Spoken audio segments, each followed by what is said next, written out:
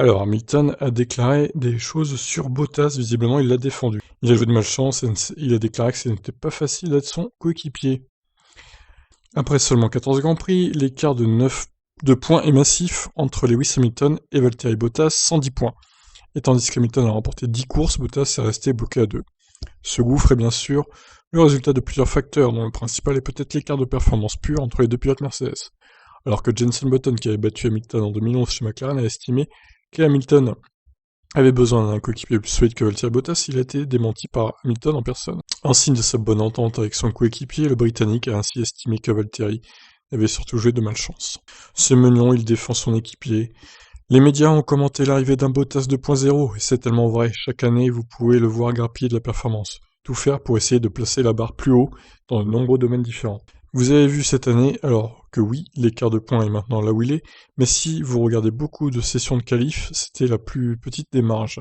Il a donc déjà réussi à combler l'écart en qualif, ce qui a rendu la tâche assez difficile. En rythme de course, naturellement, vous pouvez voir que la constance que j'ai eue cette année a vraiment fait la différence. Mais si vous regardez les week-ends de course, c'était tellement serré. Bien sûr, il y a un écart de 7 points entre le premier et le deuxième à l'arrivée, et cela s'additionne régulièrement sur une période de temps.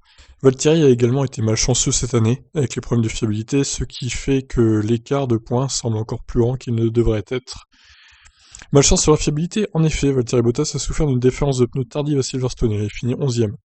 Et il a eu aussi du mal à Monza, 5ème avec une monoplace endommagée. Au Nürburgring, il a dû abandonner sur un problème d'unité de puissance. À Imola et à Istanbul, des débris ont aussi ralenti sa voiture. Il avait fini à un tour de Lewis Hamilton en Turquie. Hamilton a donc des arguments à faire valoir et demande à ce que Jenson Button et les autres les entendent. Quand je parle des gens qui doivent respecter Valtteri, je pense qu'il faut se rappeler contre qui il se bat. Ce n'est pas facile d'être mon coéquipier.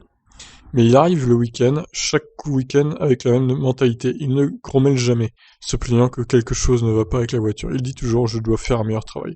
Je ne connais aucun autre pilote qui fait ça ici, et je pense que c'est quelque chose que nous avons en commun.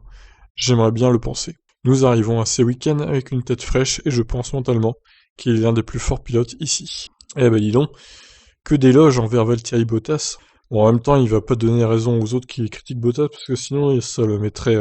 ça le vexerait, Bottas, et il serait moins friable mentalement, on va dire, du coup. Il serait peut-être plus dur avec Hamilton si ce dernier le critiquait. Donc évidemment, il faut le caresser dans le sens du poil, l'ami Valtteri.